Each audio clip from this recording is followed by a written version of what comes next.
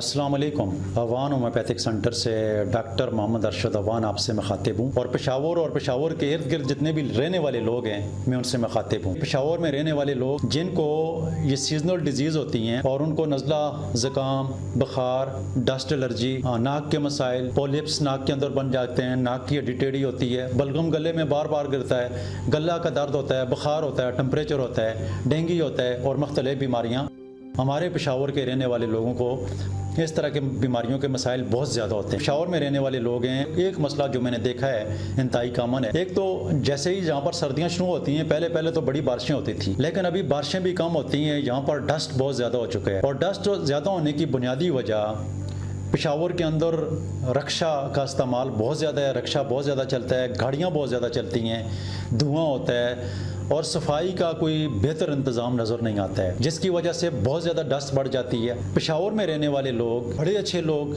बड़े 5 वक्त के नमाजी हैं, लेकिन थोड़ा सा उनकी ज़िंदगी गुजारने का जो अंदाज़ है उसमें सादगी ज़्यादा पाई जाती है। 5 वक्त की नमाज़ तो पढ़ते हैं, सफाई का ख्याल तो रखते हैं, लेकिन फिर भी हमारे इर्द गिर्द जो है, जो हमारे महल्ले में, जो हमारी गलियों में जो हमारे मसाइल होते हैं, वहाँ पर सफाई की देखने में बड़ी कमी महसूस होती है। जैसा कि आपने देखा होगा कि अभी पिछले चंद सालों में किसी को भूला नहीं है, कोरोना गुजरा है और कोरोना में हमने बहुत सारी अमवात अपने हाथों से देखी हैं। उसमें बुनियादी जो वजह थी एक कोरोना वायरस था और उस कोरोना की वायरस की वजह से न सिर्फ हमारे पेशावर को लपेट में लिया बल्कि पूरी दुनिया को लपेट में लिया, जिससे करोड़ों लोग मर गए। वहाँ पर हमने एक चीज़ सीखी थी, वो ये चीज़ सीखी थी कि हम वहाँ पर हर बंदा उस टाइम मास्क का इस्तेमाल करता था। मास्क का इस्तेमाल बुनियादी तौर पर मैं पेशावर में रहने वाले लोगों से और सराउंडिंग में रहने वाले लोगों से कहूँगा कि ये मास्क का इस्तेमाल जो है ये डस्ट एलर्जी से बचने के लिए, मौसमी बीमारियों से बचने के लिए इंतहाई ज़रूरी है। खुश्की बहुत ज़्यादा होती है, डस्ट एलर्जी बहुत ज़्यादा होती है, उसके साथ थ्रोट इन्फेक्शन बहुत ज़्यादा होता है और बच्चे, बूढ़े, जवान सब बीमार रहते हैं, हर किसी को ये मसला होता है। उसकी बुनियादी वजह ये भी होती है कि हमारा वाइटल पावर जो है ये कमज़ोर होता है, हमारी क़ुव्वत मदाफ़ जिन मरीज़ों में कमज़ोर होती है तो वो बार बार बीमार होते हैं, बार बार उनका गला पकड़ा जाता है। और पेशावर में इर्द गिर्द रहने वाले जो लोग हैं तो वह अगर इससे बचना चाहें तो उनको एहतियाती तदाबीर के लिए उनके लिए सबसे बेस्ट तरीक़ाकार जो है तो वह अगर बाहर में जाते हैं, वहाँ बाज़ार में जाते हैं, ऐसी जगह पर जाते हैं जहाँ पर गाड़ियाँ बहुत चलती हैं, धुआं बहुत होता है, डस्ट बहुत ज़्यादा है, तो आप मास्क का इस्तेमाल करें। इसके अलावा सैनिटाइज़र का इस्तेमाल करें। जो लोग घर में बाहर से घर आते हैं तो हर घर के हर वॉशरूम में जहाँ पर आपका हाथ धोने की जगह बनी हुई है तो वहाँ पर सैनिटाइज़र होगा। तो जब सैनिटाइज़र होगा आप घर में एंटर होते ही सैनिटाइज़र के साथ आप अपने हाथ इस तरीके से साफ़ कर लेंगे, चारों तरफ से हाथ माल के उंगलियों के दरमियान सैनिटाइज़र कर लेंगे, तो आपके हाथों के साथ जो भी बाहर के डस्ट, धूल, धुएँ के साथ या कोई भी जरासीम या कोई वायरस आपके हाथों के साथ लग गया तो सैनिटाइज़र करने से आपके हाथ साफ़ हो जाते हैं। तो मैं चाहूँगा कि पेशावर में और पेशावर के इर्द गिर्द रहने वाले जो लोग हैं तो वो अपनी सेहत का ख्याल रखें। वो अपनी सेहत का ख्याल जब रखेंगे तो वो अपनी बीमारियों से बचेंगे। तो दुनिया में सबसे बड़ी दौलत कौन सी है? वो दौलत है, सेहत की दौलत है। तो मैं चाहूँगा कि पेशावर और पेशावर में इर्द गिर्द रहने वाले जो लोग हैं ये गोश्त खोर ज़्यादा हैं, ये गोश्त का इस्तेमाल बहुत ज़्यादा करते हैं, जिसकी वजह से इनके बीपी बढ़ा रहता है, इनका कोलेस्ट्रॉल लेवल ज़्यादा होता है, ये बात बात पर हाइपर हो जाते हैं, इनको गुस्सा ज़्यादा आता है। तो उसकी बुनियादी वजह क्या होती है? गोश्त का ज़्यादा इस्तेमाल।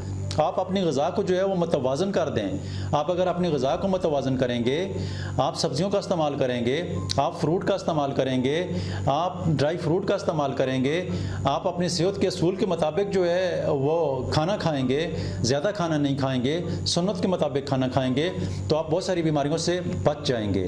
तो लिहाजा अपनी सेहत का ख्याल रखें। पेशावर और इसके इर्द गिर्द में रहने वाले जितने भी बीमार हैं वो कोशिश करें कि होम्योपैथिक का इलाज करवाएं, होम्योपैथिक की तरफ आएँ। इन बीमारियों के जिस तरह मैंने नाक के अंदर पॉलिप्स का जिक्र किया, मैंने नाक की टेढ़ी हड्डी का जिक्र किया, तो ये होम्योपैथिक की मेडिसिन के इस्तेमाल करने से ऐसे मरीज़ जिनके गले में कीड़ा गिरता है और ख़ासकर सर्दियों में इनको ज़्यादा मसला होता है, तो ऐसे मरीज़ अगर होम्योपैथिक का इलाज करवाएंगे, मुस्तकिल इलाज करवाएंगे, 3 से 6 महीने का इलाज हमारे सेंटर में आकर करवाएंगे तो आपके नाक की हर तरह के मसाइल ठीक हो जाएंगे। अगर आपके गले में कीड़ा गिरता है तो वो ठीक हो जाएगा। तो इसलिए मैं पेशावर और पेशावर के इर्द गिर्द में रहने वाले लोगों की जो आम बीमारियाँ हैं, मैं उनके ऊपर बात कर रहा हूँ, ताकि आपको समझ आए कि हमारे घर में रहने वाले लोग बीमार क्यों रहते हैं और उनकी एहतियाती तदाबीर क्या है। तो इन चीज़ों के ऊपर अगर आप फोकस करेंगे, जिस तरह मैंने मास्क का जिक्र किया, जिस तरह मैंने सैनिटाइज़र का जिक्र किया, जिस तरह मैंने गोश्त और सब्जियों के हवाले में आपकी खुराक के हवाले से जिक्र किया, अगर इन चीज़ों के ऊपर आप एहतियात करेंगे, एहतियाती तदाबीर करेंगे, तो यकीनी तौर पर आप लोग बहुत सारी बीमारियों से बच जाएंगे। मैं जैसा कि मैंने आपको बताया कि मैं आज पेशावर और पेशावर के सराउंडिंग में रहने वाले लोगों से मुखातिब हूँ, तो मैं इन लोगों से रिक्वेस्ट करूँगा कि ये अपनी सेहत का बहुत ख्याल रखें। अगर आप अपनी सेहत का ख्याल रखेंगे तो आप बीमारियों से सिर्फ आप ही नहीं बचेंगे, बल्कि आपकी आने वाली नस्लें भी जो हैं वो बीमारियों से बचेंगे। और जिस तरीके का माहौल आप अपने घर में, अपने इर्द गिर्द मोहल्ले में, अपनी सोसाइटी में जैसा माहौल बनाएंगे, तो उस माहौल के मुताबिक ही आपके बच्चे भी चलेंगे। जहाँ पर वो रहेंगे, अगर वो अच्छी जगह में रहेंगे, अगर उनकी परवरिश अच्छी जगह में होगी, अगर वो अच्छे स्कूल में जाएंगे तो वो अच्छे तालीम याफ्ता होंगे।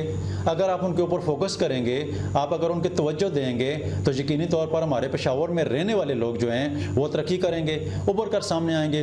पूरी दुनिया में उनका एक नाम होगा, उनका एक निशान होगा, उनको लोग जानेंगे, उनको लोग अच्छी नज़र से पहचानेंगे।